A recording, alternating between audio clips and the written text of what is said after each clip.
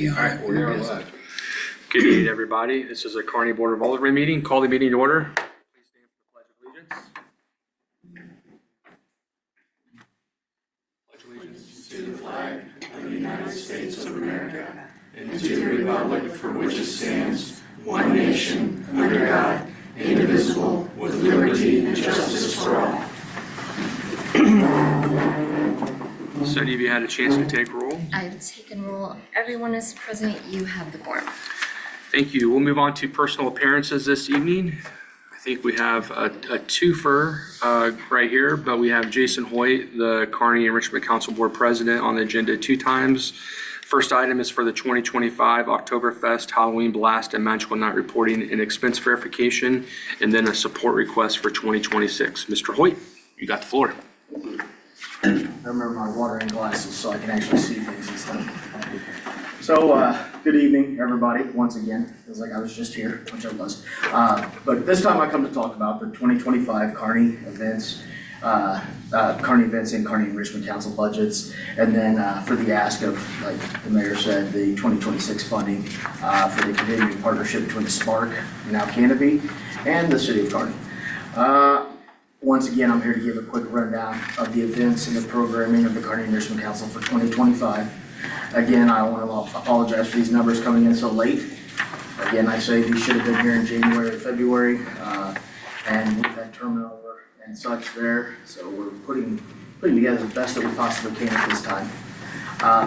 Also, these numbers that we put in here, they came directly from our QuickBooks ledger. We didn't have a very good accounting measures being taken care of in 2025. So we're hoping that our ledger will give you the information that you need. And we will say once again that in 2026 and going forward, we have new accounting measures that don't include one individual watching them do multiple. So we've taken care of this in one way or another. So the first thing, Oktoberfest. The actual budget did come in a bit lower than the projected budget. Payroll was a little higher with the other two categories, of course, coming in under.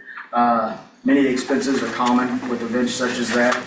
We did add a new aspect in 2025, and that was the Oktoberfest 5K. We would like to add something new each year while scrapping other things that don't tend to work quite as well.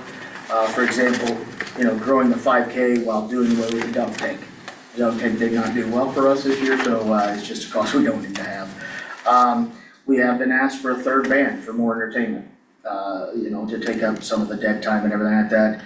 And then this year, we're gonna focus on maybe bringing a couple of other organizations in that have our kiddos doing things around the community and bring them in to display what they actually do. We use 320 now, and we did one of the martial arts groups last year as well. And we would like to continue to grow that a little bit more. It is our thoughts to continue to grow this while operating this event continually as a free event for the Kearney citizens.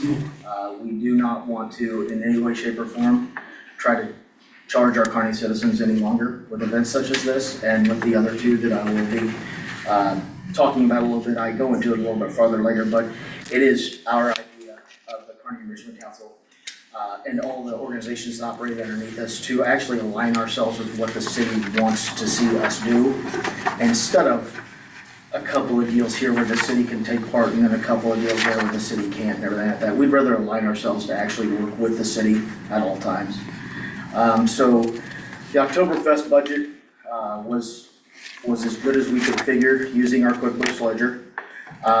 The things that may be a little bit of an outlier are the insurance paid for the events. We split that over 3 events, which we have many more events than that and everything like that, so I don't really like how that number is. But also going to our payrolls. Our payroll was, I believe, just a touch more than what we had budgeted for. But our payroll that you're looking at there is taking account 2 employees for August and September only.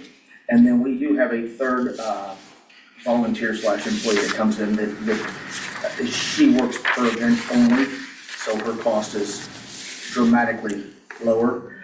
I would say though that with the payroll numbers and just looking at August and September, as I know several of you all know because you're on the events committee, or the events committees we've had in the past, we start planning Oktoberfest in July.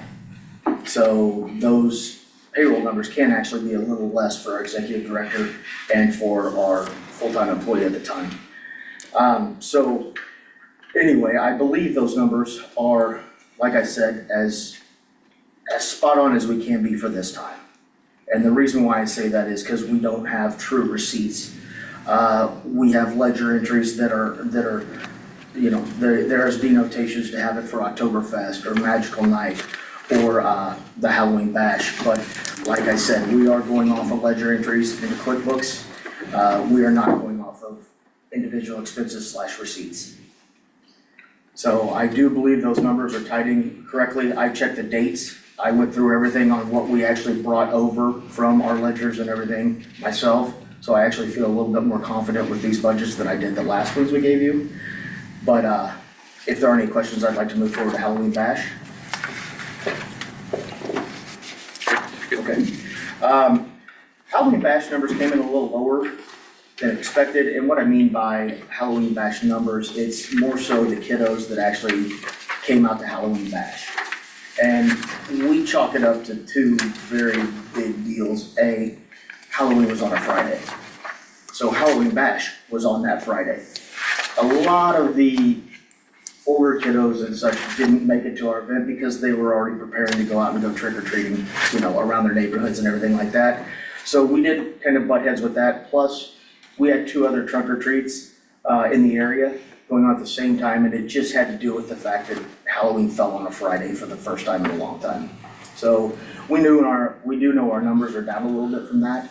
Sponsorships, volunteers, everything like that remained constant. So we fell off nothing on that. Payroll was a little less for this event, as were supply costs. In that time, we started going through a little bit of the turnover we talked about. So it may have helped us on payroll.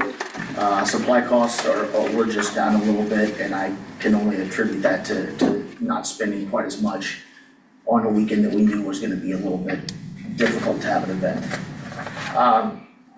You already talked about that. So with Halloween Bash, it is one of our easier events to put on. We only allow for payroll numbers and such to come through for that event only for the month of October. So we don't bleed through into September or anything like that. Although we know there is some work done on the event at that time, but most of that is used for Oktoberfest, of course.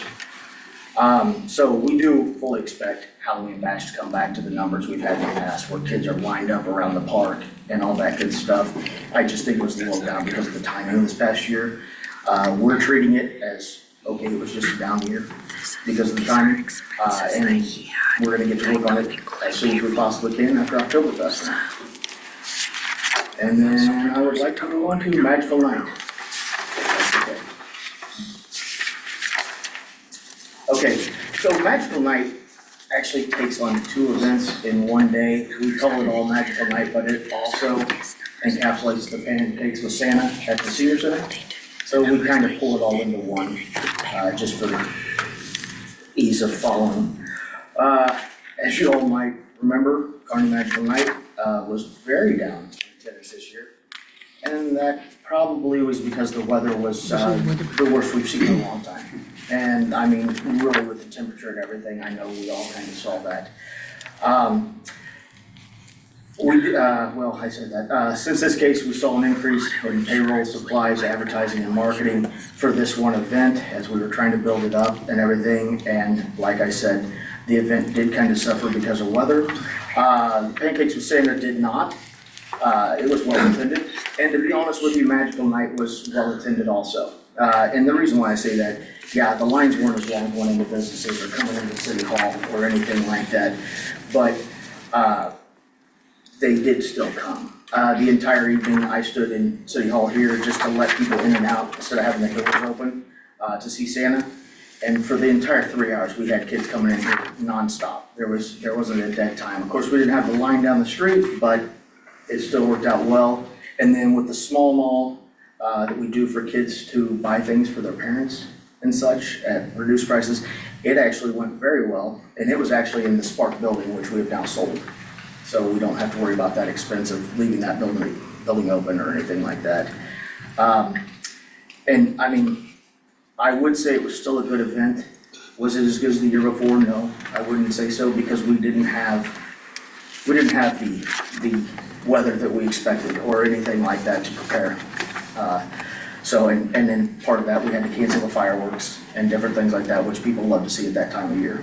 But we intend to run the event as we always have, as we have for the past, 4 or 5 years. We intend to run the event the same.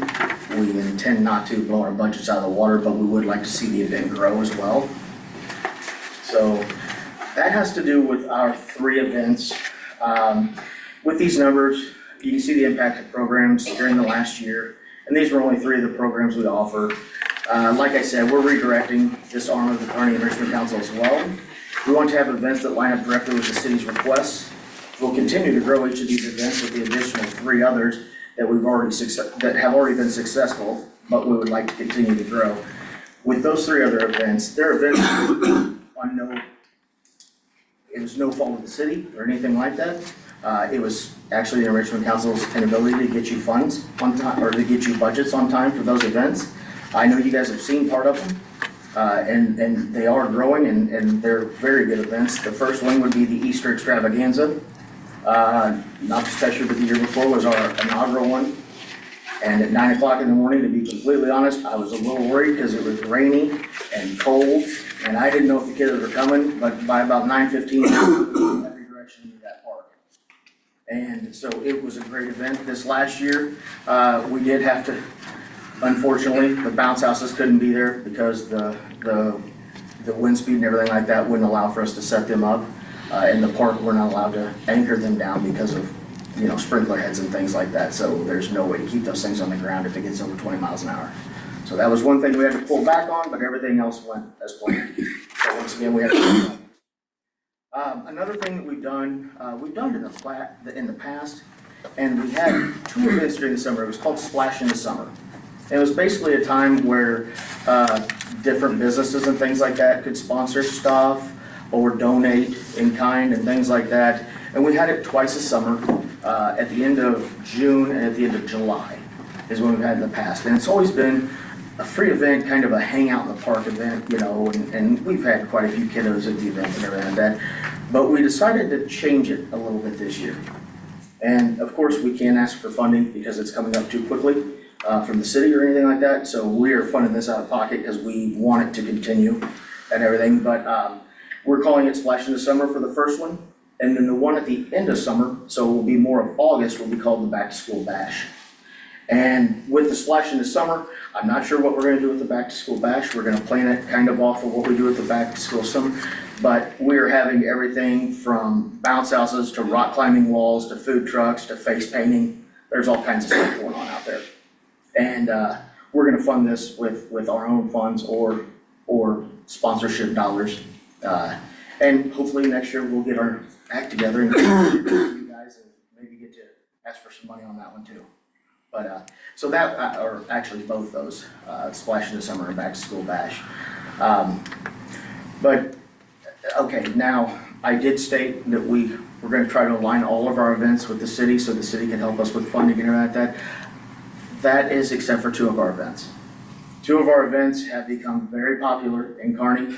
But we completely understand why the city cannot take part in these, and that's because A, we have to charge the citizens for the event because of the type of event it is, or events.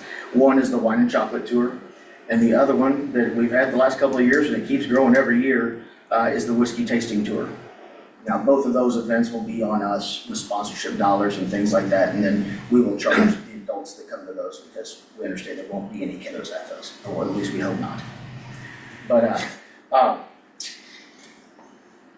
outside of those 2 events, we do want to align directly with the city and what the city wants us to do. We want this organization to hold hands with the city. We don't want to butt heads with the city in any way, shape, or form. And I think over the last couple of years, we kind of had at different times. And that's gonna stop now, or 3 months ago. But anyway, Now I don't have a request for you all at this time on this, of course, because we're just presenting budgets and all that good stuff for 2025. But I do look forward to bringing you all the information in the next month or so. And hopefully getting a good response from you all where you all can help us out in the future as well. But that goes to our ask. Our formal request for the continued partnership between the City of Kearney and the Kearney Enrichment Council Canopy Program. And remember, we're changing the names from Spark to Canopy. We're moving on from the Spark name and the youth idea to Canopy, which will be a lifelong living idea, which we discussed last meeting. We would like to try to hit teens, adults, and seniors in many different ways. We do have multiple things that since last time I was up here, have already started. Some of them are already getting good responses. So first, with the Camp Canopy, that has already started. We've had a couple of days already, and we went from 10 kids to 25 kids in the last week. So people are starting to sign up. Now, what we have going on right now is like Friday Camp Canopy. In July, there will be week-long Camp Canopy. So we have a feeling people are kind of trying to plan out their summers a little bit before they move forward with signing up. With Camp Canopy also, there are multiple packages. You don't have to buy an entire week. You can buy a couple of days. You can do whatever you want to. And they also give reductions for siblings. So if you and your brother are going or whatever, they make reductions in that to kind of help out. The garage, as we talked about, started up at the end of last school year. Very well participated, or we had a lot of kiddos there. More came to the second one than the first one. We found out that, if you have food trucks there, I'll be darned, people come. It's amazing how that happens. So that program will start as a one-day program next year. We are going to work very closely with the school district because we would like to pull mostly middle school kids into that program. But we'll start with one day and hopefully grow it to two very quickly, finding the best 2 days of the week when we can help out parents and such so their kids aren't running off about 92. Treetop Tunes, early childhood, it has already started. She already has 4 families in the morning and 3 families in the evening for each of those. I believe that's correct, with more to come. And actually, she is starting to get pushed now. Of course not now, but when the school year starts coming back around also, the parents as teachers are now starting to push this program because it gets little kids out to do stuff away from their house and everything. Discovery Labs. Currently, we take in 80 kids per month. So 2 days, 40 kids per day. We know that this program needs to grow, and we are working diligently with the at-home school kids so that we can grow that program as well. But with 80 kids coming in a month, that's a pretty good number, and we hope to grow that quite a bit. Tied in with Discovery Labs, we also have the Tech Cafe. It's already open and running. What we used the Tech Cafe back in the past for was for our seniors. And we do have a young lady that goes into the senior center now and helps out seniors with computers and phones and different things like that. But that is coming to an end. So we either see Tech Cafe, which Tech Cafe over here will always be here just because that's where all our 3D printers and all the cool stuff that the kiddos like to play with is. But we may have to go once a week or a couple times a month at least over to the senior center and take care of our seniors as well. But they're welcome at either place. Ukulele lessons, as I talked about, are really popular apparently. So we already have people signing up for them, and like I said, I walked in on one of them, so they're kind of interesting. Mahjong. So we do Mahjong teaching over at the firehouse, and they have Mahjong games at the senior center, or the Mahjong tables, or I don't know how this is. Basically, I've been told this is the new bunco. So at the firehouse, we actually teach people how to play it, and they get to play a little bit, where at the senior center, they're just playing it. So that being set up, we have an Jason, actual I'm sorry, teach. what's it called? Mahjong. Mahjong. Is it not Mahjong? if I'm wrong. Yeah. Yeah, it's mahjong. Mahjong, okay. Never heard of Very it. popular, and it is the new bunko. I will tell you what, last week I found out this is the new bunko, and I really didn't know what bunko was, so. It works out. So, but yes, and with that, we do have an instructor that comes in to teach mahjong to people at the firehouse. We've actually thought about, because that person has already taught so many people, we have mahjong games going at the firehouse now. I don't even know what they're called, so games is what I'm gonna say. But that instructor has also said that if we would like them to come back once a month to kind of pick up with newer people and such, that they would be more than happy to do that also. So, oh, and I remembered, okay, so our hospice/community crafts night, I actually went back and found out what hospice organization we're dealing with so I could actually let you all know. So we've already started this, okay, and they're building up on the first one, but it is with Ascend Hospice out of North Kansas City. So they take care of the Northland. What they are putting together, and they take care of bringing everything to us. We give them a space, is basically how this works.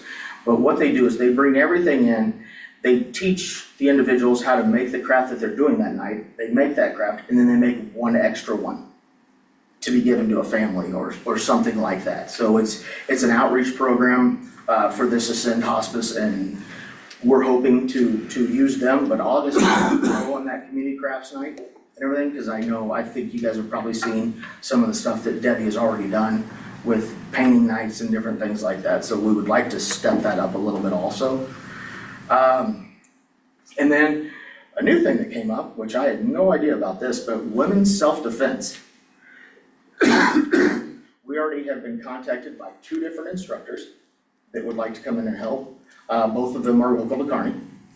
But we're just going through the building blocks of this program right now. We don't know exactly how this is gonna work, but having 2 instructors already willing to step in and help is a pretty good step in the right direction instead of having to find somebody.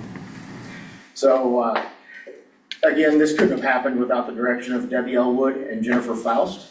There are 2, well, Debbie's a full-time, Jennifer is a part-time employee at the firehouse. And this new direction that was all thought up by Debbie, which Debbie used to be a teacher and everything, so it's awesome having her in there. But she started this, and her and Jennifer are running with it. So that's good. It is great that with this new direction, we can continue to serve our youth while opening the organization to all citizens of Kearney instead of just the youth. It is with that I request continued support from the city of Kearney. I hope that our partnership will continue to grow the Canopy name and programs. I look forward to sharing how well we've done with these funds early in 2027. Thank you. Any questions for Mr. Hoyt on his presentation or the ask on behalf of the Kearney Richmond Council? None. Jason, I just gotta ask, so I appreciate all that you and your volunteer board do and have done.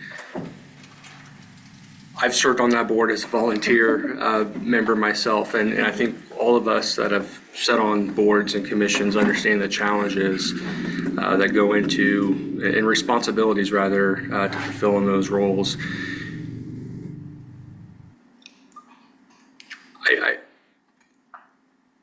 I'm sure this is going to be no surprise to you, but I feel we do have an obligation of taxpayers, and we very clearly don't have all the required documentation per our contractual agreements. And so and I'm one voice on this board, and I don't vote unless I break ties, but I, for one, would prefer to have a complete understanding of the money taxpayers have already spent to the organization and a clear reconciliation, I think we should look at, I want to be clear, I don't want this organization to go anywhere. They have an important purpose in this community. I don't want any of the events to go anywhere, but I do think that as a board, we have a responsibility to taxpayer dollars, and we very clear in a contractual obligation don't have what we need per the contract to even consider additional money.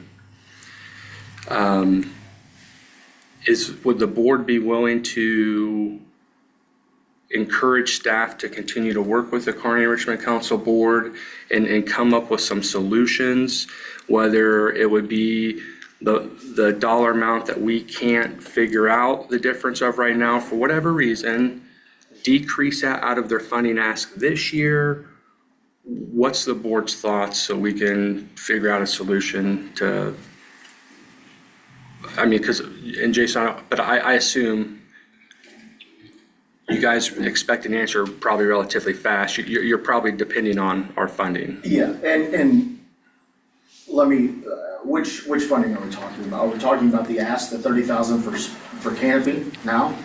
Is that what we're asking for, or are we? So what is your ask this evening? My ask would be for the $30,000. So your ask tonight's just 30,000 for canopy? That's correct. I want to Okay. come back and re-represent, or I misunderstood then. I thought you were here asking for the whole ask for the whole year. No, Okay. just the 30,000 for canopy. I want to Okay. come back and give better accounting on the events and accounting going forward on the events, because you will have actually budgets for every event. I trust that the accounting will be better moving forward. Yes, Yeah. yes. The boards have any thoughts on anything else or anything from my comments? I think that everything that they have done has been good. My granddaughters and I have attended a variety of them.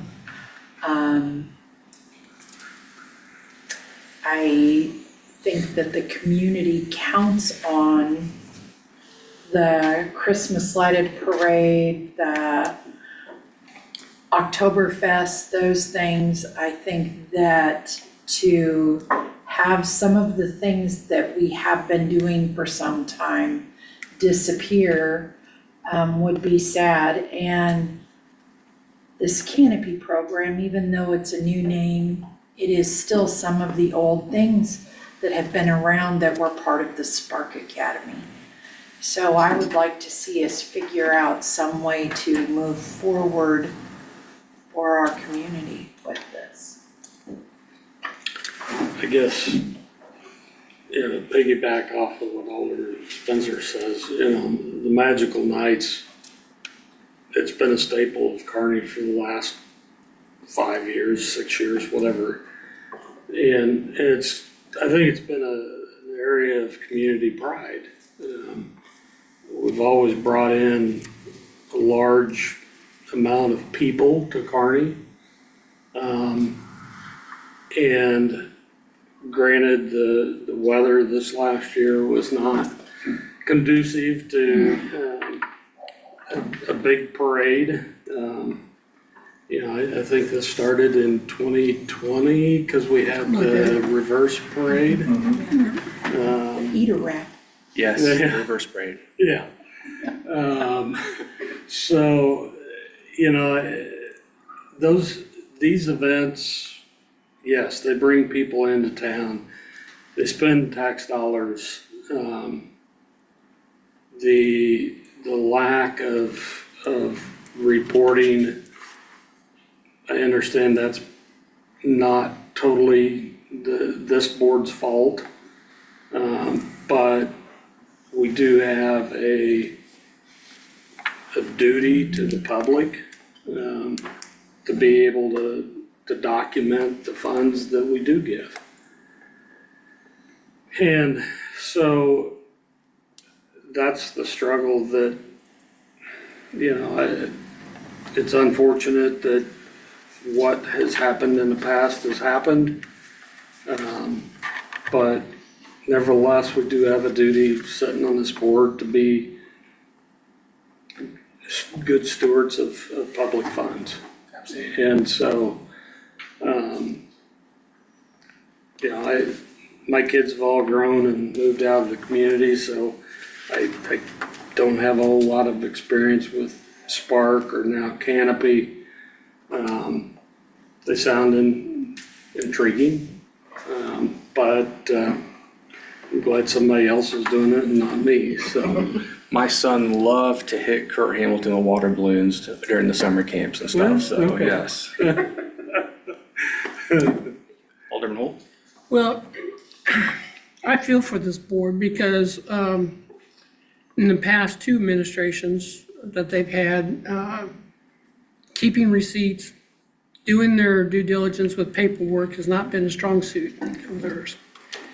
Coming up with what we need, I mean, there's gonna be some shortfalls and we're gonna have to figure out what we're gonna do, but going forward, I've been assured that that's not gonna be the case anymore, now that they've got a person doing their books and stuff.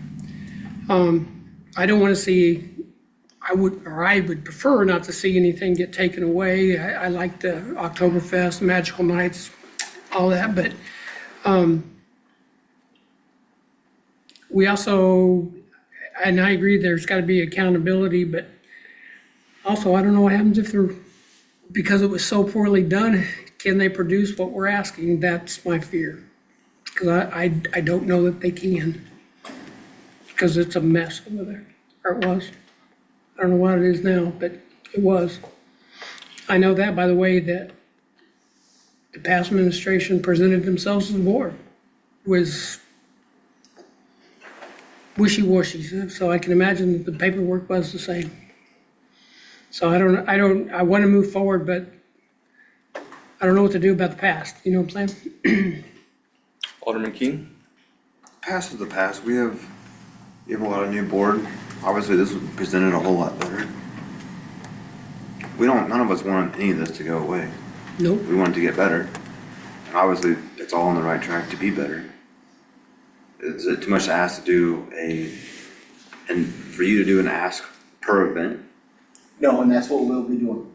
Yeah, the next time I So come. besides canopy, it'll be a per event. Everything else will be per event, absolutely. I think that'll help with record keeping as well. Yes, so do I. Per And that- event with like a budget of what you're asking for Exactly. and why and where it's going? Yes, yes. And we've already started working with the city on those budgets going forward. Yeah. Sheila, or would the formal ask, that would require an ordinance, or are you looking for direction from the board to prepare an ordinance for a future meeting? We would need a resolution for an agreement, and you would need to detail kind of what you want to see with that money. If you want it to be reimbursement, where they are submitting expenses and they only get funded after they have documented and spent, or how you want to do it. So there will still need to be a little bit of direction.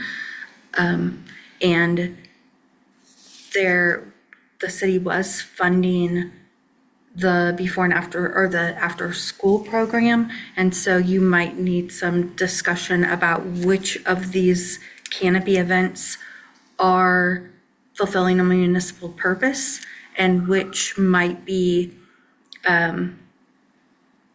something that the city wouldn't necessarily be appropriate for the city to be funding. And so kind of those discussions. Jason gave some details about Camp Canopy. So I think you have been preparing budgets for like maybe Camp Canopy and what that looks like. There are some very small budgets, and it's mostly just the expense side that we're looking at right now.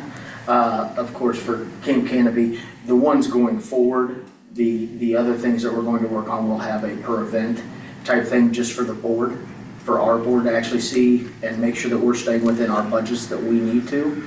But yes, they are working on small budgets, showing us the expenses, showing us the cost of employees, and the only thing with childcare programs, and I'm talking clear up to the middle schoolers and such, is once you get a certain number in the building, you have to bring in more employees and everything like that, and that's just hard to see what we're going to need. Now, we aren't held under the restrictions like we would have been for busing elementary school children to the building and everything like that, and the numbers per individual child that we have to have per age group and all that, we will not have to watch that since we are no longer doing the after-school program. And the reason why we get away with that is just because we're competing with our own businesses. And I don't think that's fair, and I know that we're competing against the school district also, and they have direct access to the kiddos. So Yes, the programs, yes, we will be working on individual budgets and everything like that for each one of those smaller programs. But for the actual events themselves, they will have their own full-scale budgets that will kind of look like what you were given this time, but will be a lot more in-depth. I'm sorry, I did not mean to cut you off, sir, I apologize. Sheila, when does our current agreement, well, currently we have the one for the ED salary.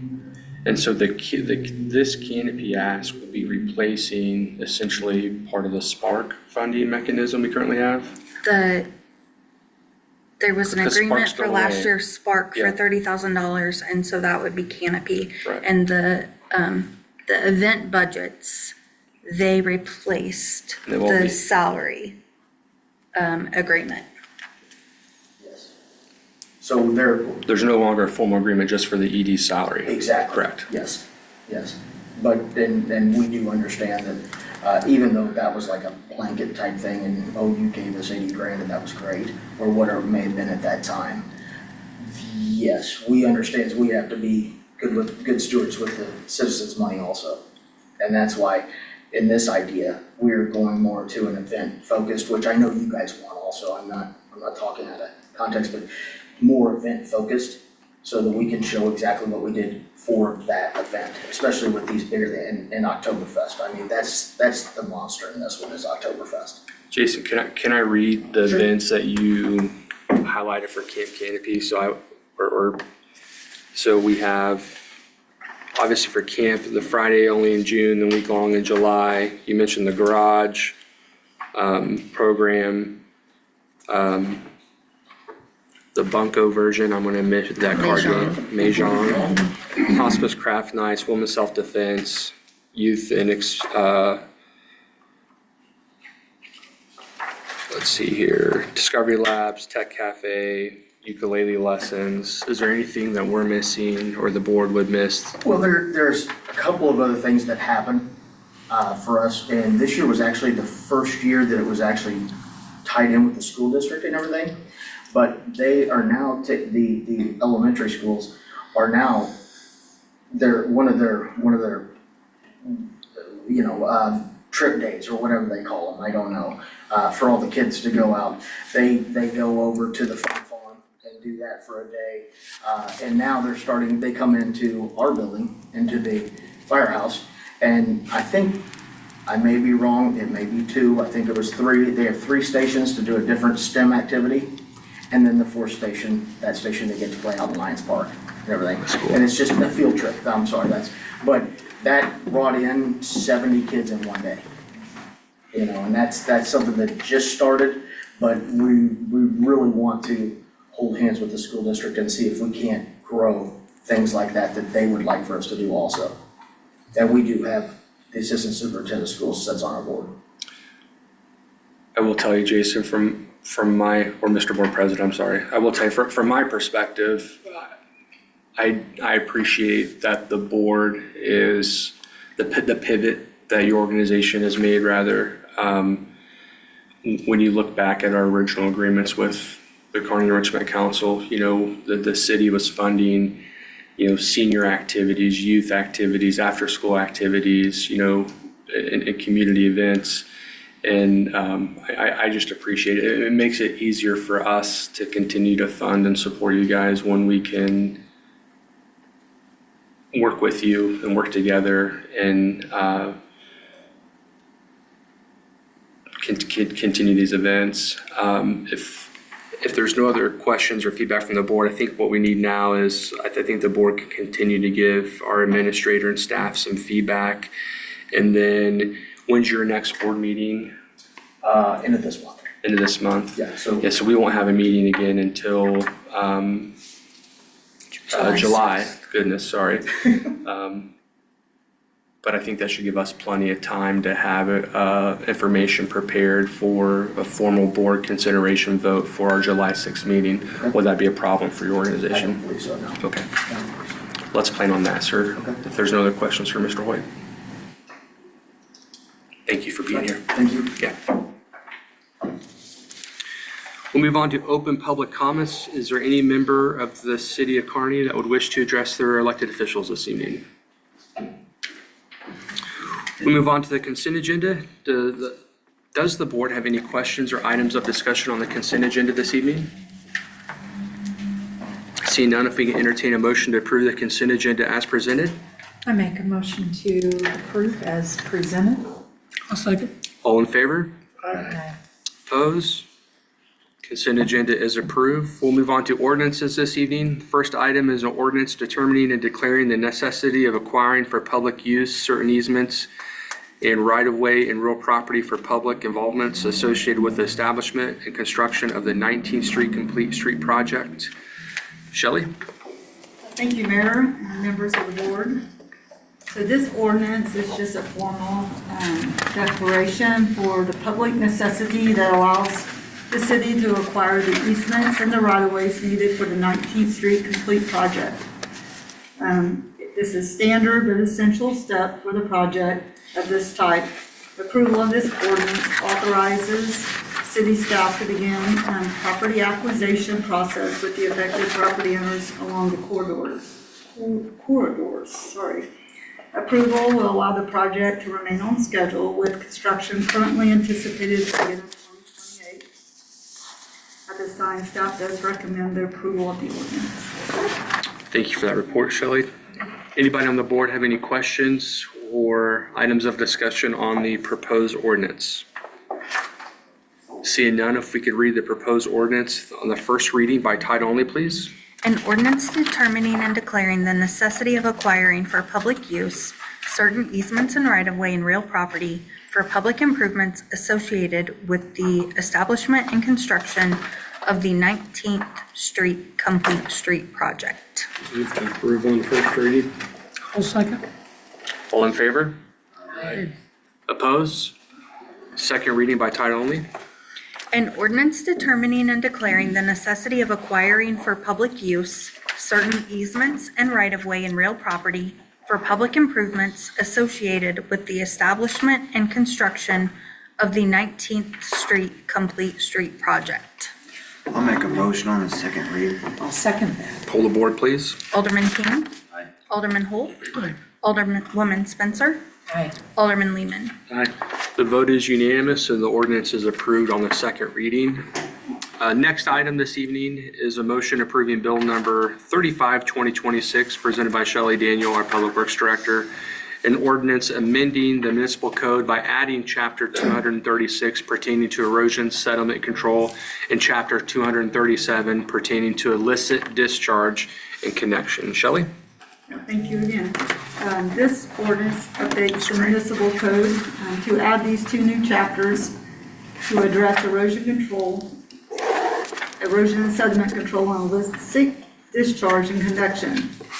These amendments follow two recent public hearings and meetings with our local industry representatives. The proposed regulations are necessary to maintain the city's compliance with the state and federal MS4 stormwater permit requirements. The new chapters establish up-to-date standards for controlling erosion and sediment runoff during construction activities.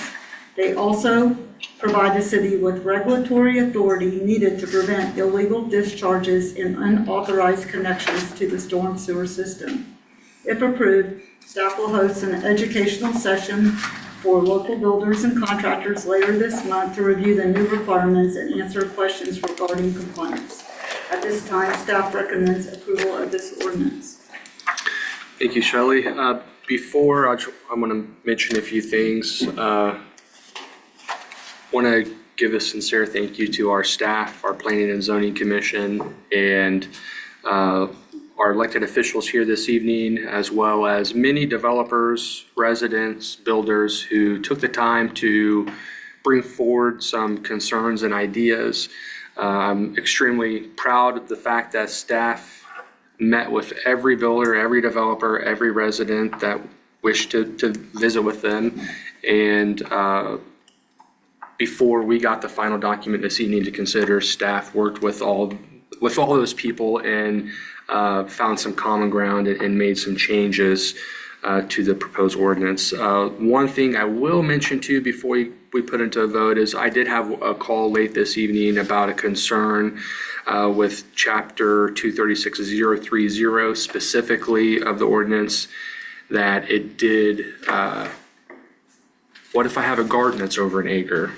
I did confirm with the city attorney very clearly earlier in the ordinance, it very clearly states that this is for construction sites only. So just a reminder, our goals here not to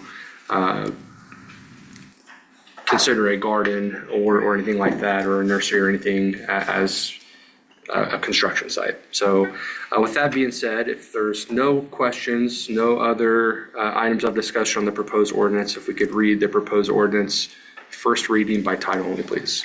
An ordinance amending the municipal code by adding chapter 236 pertaining to erosion and sediment control and chapter 237 pertaining to illicit discharge and connection.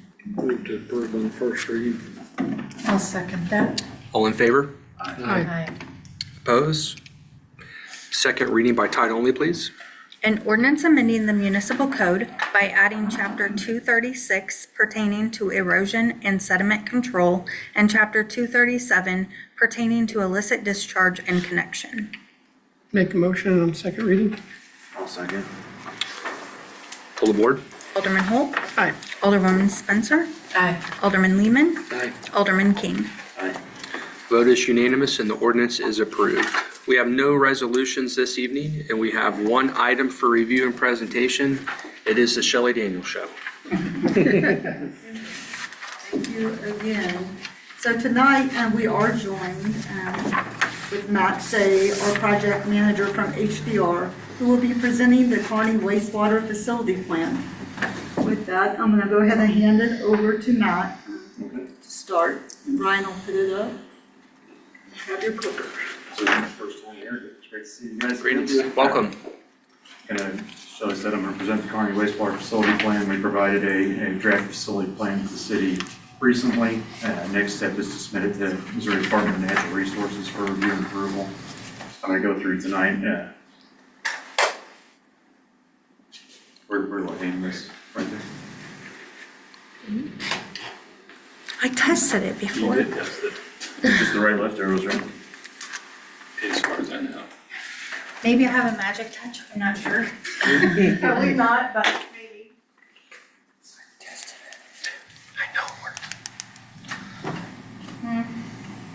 It was. Rough, Ryan? Okay. Cindy, could you maybe see if we have new batteries? Winter was.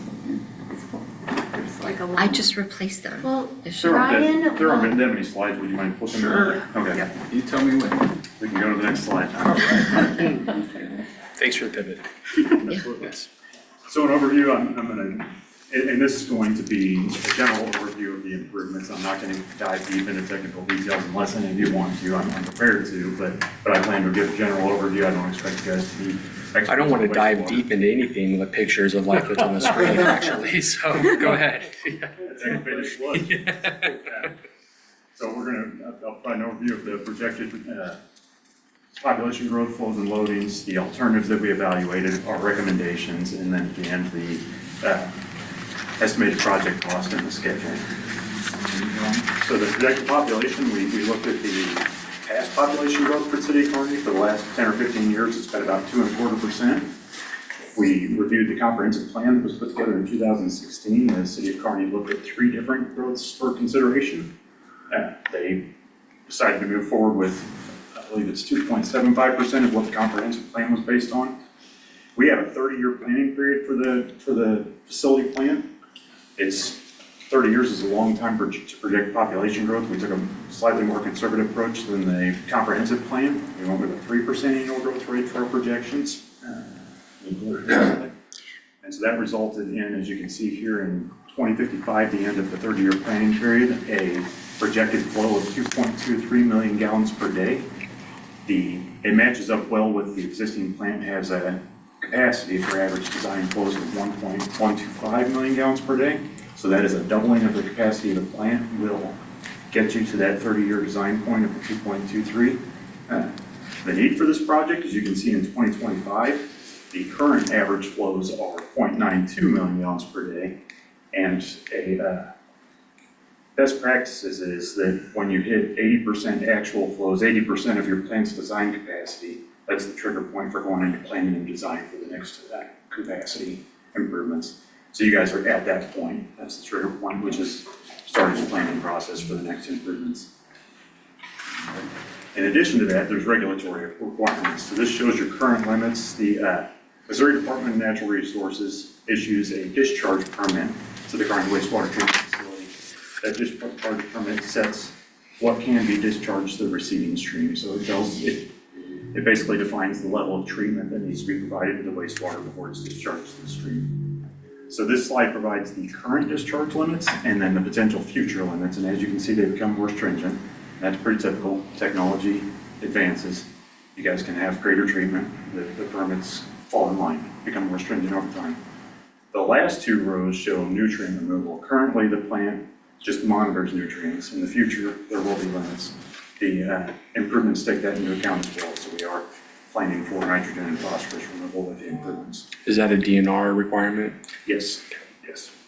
It's not currently in the permit, but It will within be. the planning period. Sure.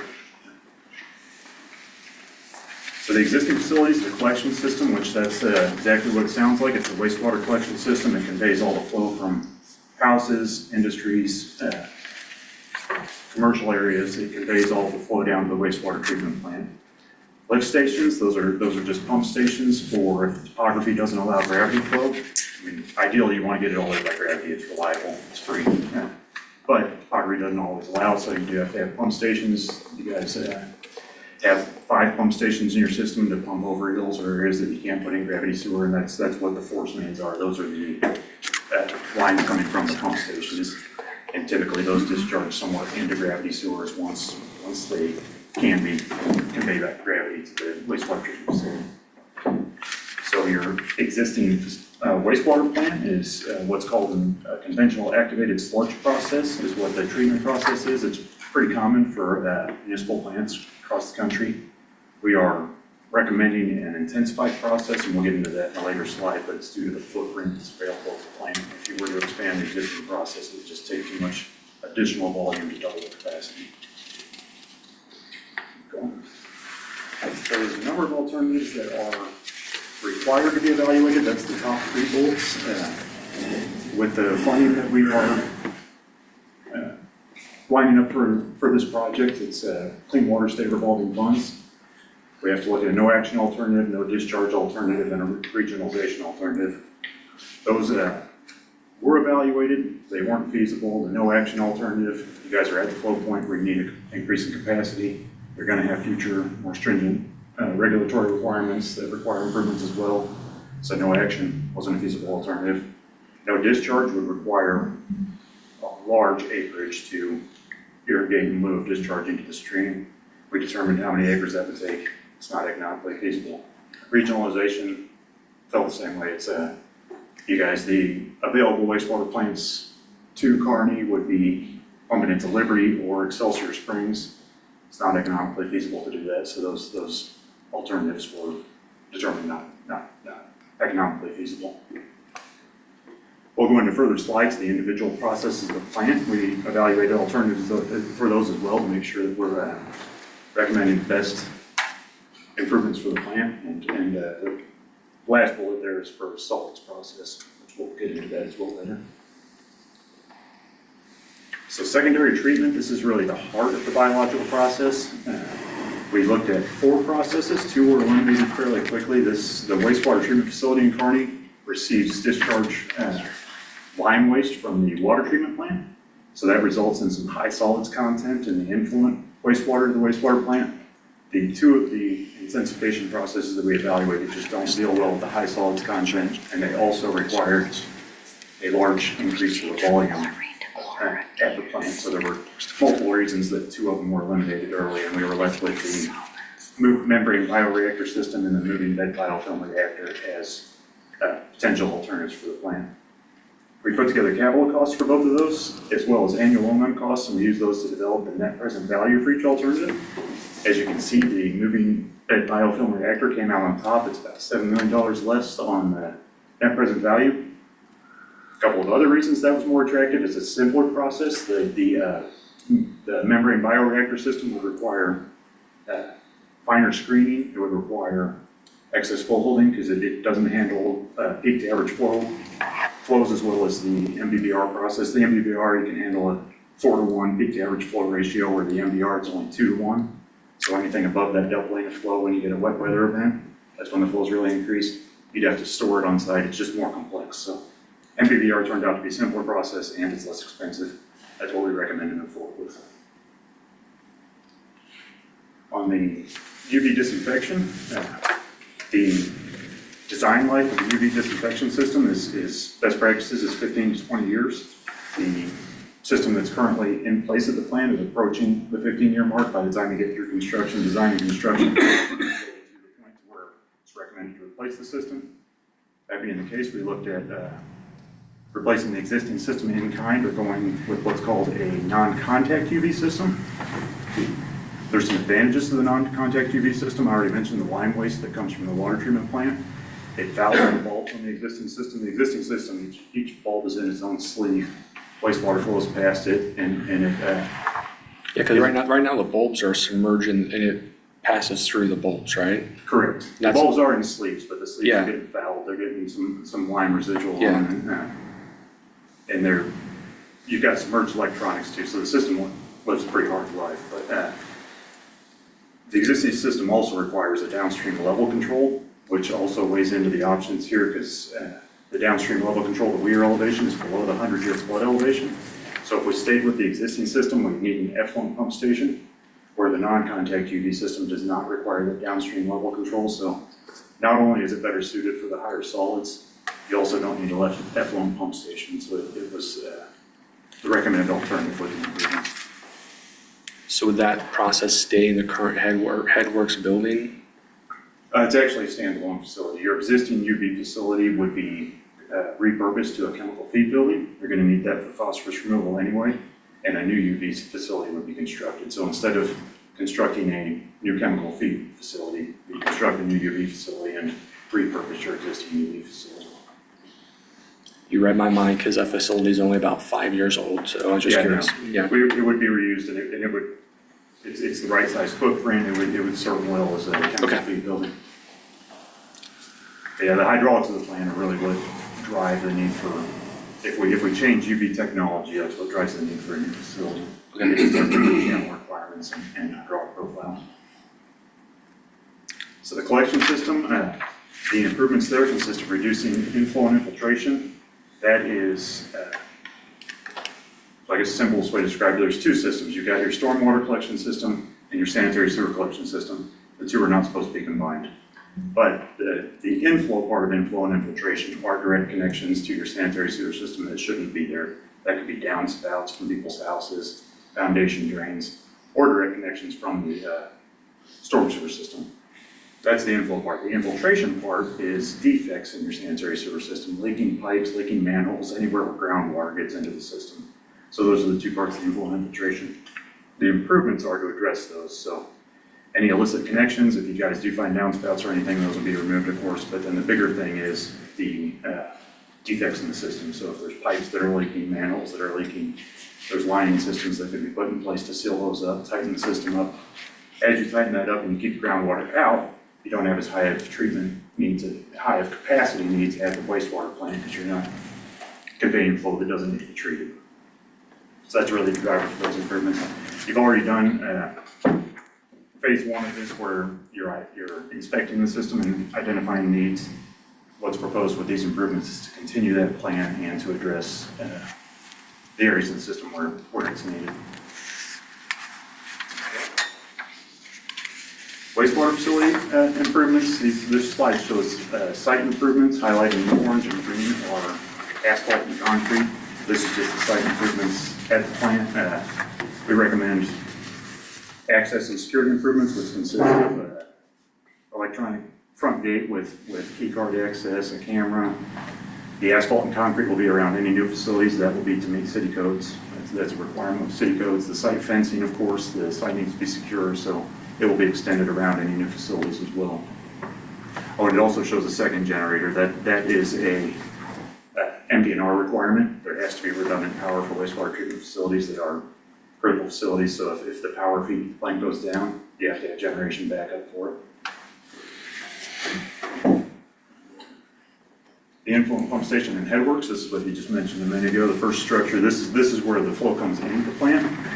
The peak flow, now I mentioned that we're gonna increase the capacity to 2.25 MGD. The peak flow will be 9 MGD. So in order to do that, this station was originally designed, so the capacity could be increased. You'll see two dashed rectangles. Those are empty spots that were provided when this facility was constructed, so it's just a matter of dropping in 2 pumps at this facility. There are some other miscellaneous improvements. As you guys can imagine, raw wastewater coming in. It's a pretty harsh environment, it's pretty corrosive, so there's some pipes that need to be recoated. There's some conduit supports outside that it's a really high H2S area, so we're gonna also address any surface deterioration and stuff, but that's just miscellaneous items. For the most part, it's just 2 new pumps at this facility. In addition, you can see in that image, there is a portable ladder that they have to use to access some process equipment inside, so part of the improvements include better, safer access to that equipment, a permanent ladder with a platform, so they're not using a portable ladder to get up there.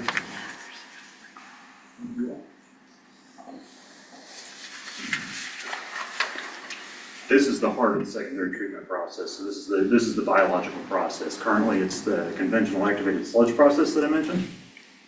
We plan to convert it to a MBVR process. It's an intensification process where you add media to the basins. A 4th basin will have to be added. That's the basin that's in bold. There are 3 existing basins.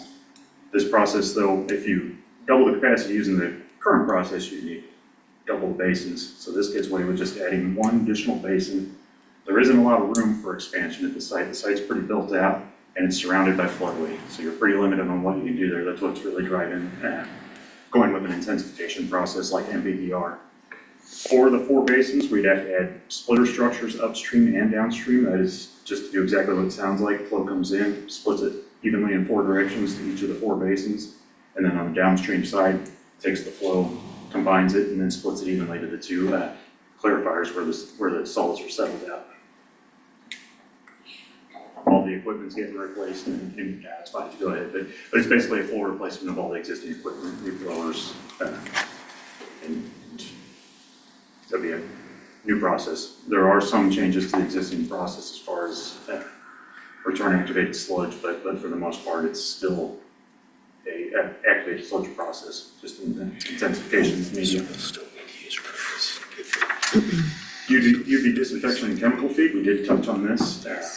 The building that is labeled chem feed there is the existing UV disinfection building. That would be repurposed to a chemical feed building, and then a new UV building would be constructed. Again, it's planned to use non-contact UV system, so it's something that won't foul as easily with the lime waste that's in the wastewater. It's a tube that the flow goes through, and the bulbs are outside of the tube, so it's not in the wastewater. Whereas what you have right now is that each tube has its individual casing around it, and all the wastewater flows past it, so it's a lot less surface area for that lime waste to build up on, and it's a lot easier to maintain and keep clean. In addition, the benefit of it is as the flow drops, the bulbs around it can be turned off, so you can turn whatever bulbs on you need. There's no downstream level control. Currently, you have a downstream weir that keeps the water level the same at all times through your UV system. This system doesn't require that. It's a good match for your facility. Now we're getting into solids treatment. The plant currently does not have adequate capacity for solids treatment. So we are planning to add a 3rd digester. There's 2 existing digesters there. This 3rd digester will double the capacity of the digestion. In addition to that, they're similar to what we're doing in the headworks, where they have a vertical ladder you can see in the image there, and we plan to add stairs and a platform just to make safer access to the existing digesters that are there. Keep going.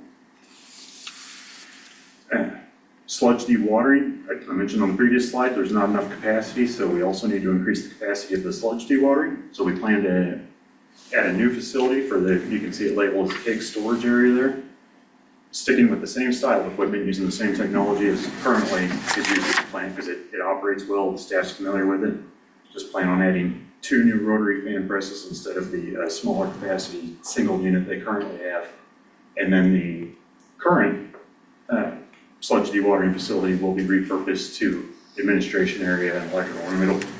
A large footprint of it is the electrical room because there's going to be a lot of blowers that'll be for the drives, the variable frequency drives, the pump drives. There's a lot of electrical components involved with the wastewater plant, and then provide a larger shower and restroom area and locker area. Right now they've got a pretty small area you can see at the end of the stairs there, and then this will also give them a dedicated laboratory. Currently the laboratory doubles as an office area, and there really should be a dedicated laboratory area with separate office and administration areas. So all of that will be accomplished with the repurposing of the existing dewatering area.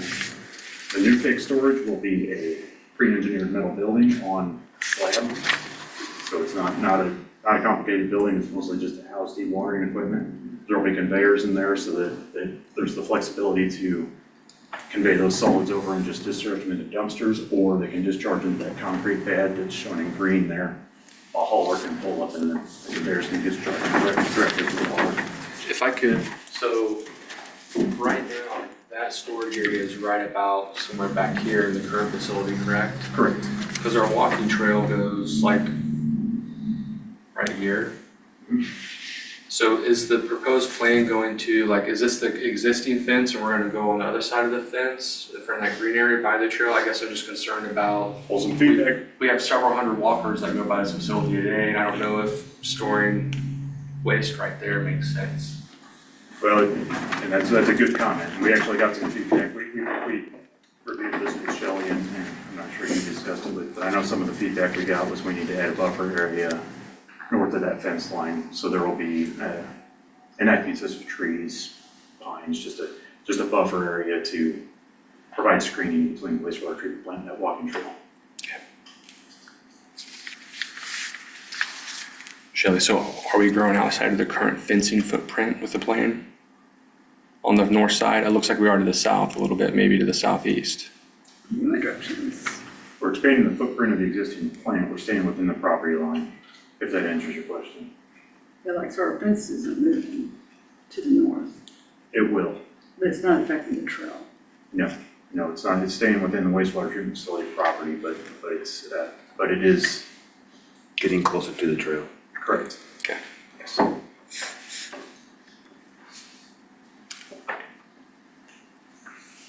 And then the last slide, the estimated conceptual project cost is $55 million. You guys recently had a bond election where you approved $62.5 million in funding. So that was great news. The project, that does get a little bit of a buffer too, and the way the funding, the state revolving funding that we've already turned in an application for, the way that works, it is a reimbursement process, so you spend what you use. So if the project is indeed $55 million, you're not on the hook for the 62.5 that was approved in bond capacity. Ultimately, the way it works is if the loan closes when the project's awarded, construction phase. As you receive the applications from the contractors, you receive invoices from the engineer, that gets submitted to Missouri Department of Natural Resources. They send you guys the check to pay for those, and so you're using the funding as needed, so it's actual costs. So if it's a favorable, and it's tough to say, we're still a ways away from advertisement and bidding of the project, but if it's a favorable bidding environment, it can come in lower if crazy tariffs or wars or something that makes it not such a great bidding environment, it can come in a little higher. I mean, that's tough to predict, but that's how the funding's set up. And then, No offense, but if you had that crystal ball, you'd probably be making a lot more money somewhere else. I wouldn't be doing this anyway. But there's also a project schedule there too, so you can see that we are 2026, we're sitting in June, July there, so the next steps is for us to submit this facility plan to MDNR. And the bottom Gantt chart there shows the design process, and so it's kind of assumed that the city of Kearney will move forward with design prior to receiving approval of the facility plan, and that's mostly just to meet this project schedule. And you can see if you guys do proceed, as anticipated here, we would expect that construction, the improvements would be complete about mid-2030. That takes a lot of time for a large capital improvements project. That's the last slide I've got, so I'm happy to answer any questions or. Only other question I have, Mr. Matt, and thank you again for the presentation. It was extremely helpful for me. With the change in, you mentioned a few changes in the way that our staff currently processes the waste. Are residents going to notice any big difference in scent, smell? I mean, these facilities put off smells and odors, right? We're well aware of that. But is there anything? I guess are we going to notice anything different?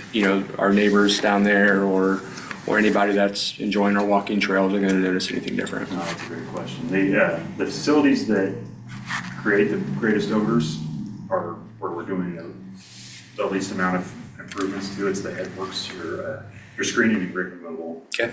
Are where you get the most odors, and all we're doing at the influent pump stations, adding a couple pumps.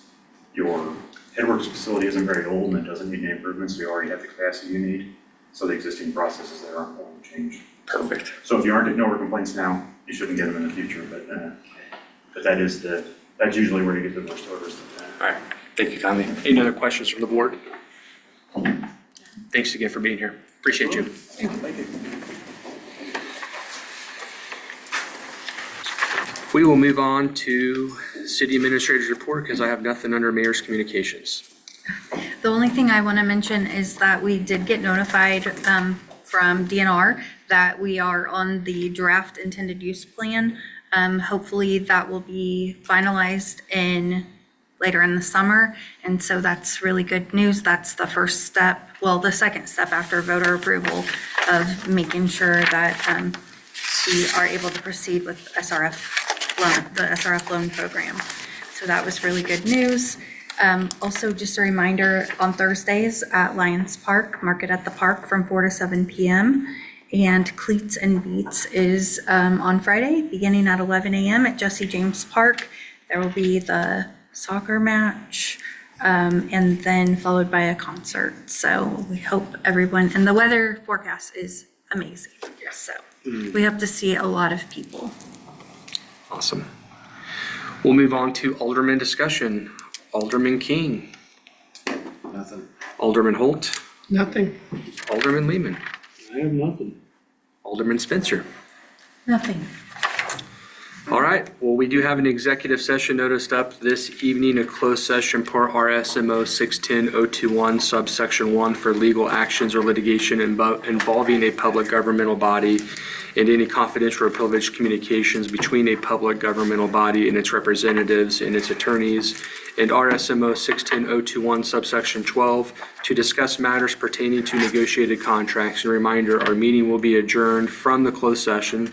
So this does conclude our open public section of the meeting. If the board consider a motion to enter into executive session at 7:43. So moved. Second.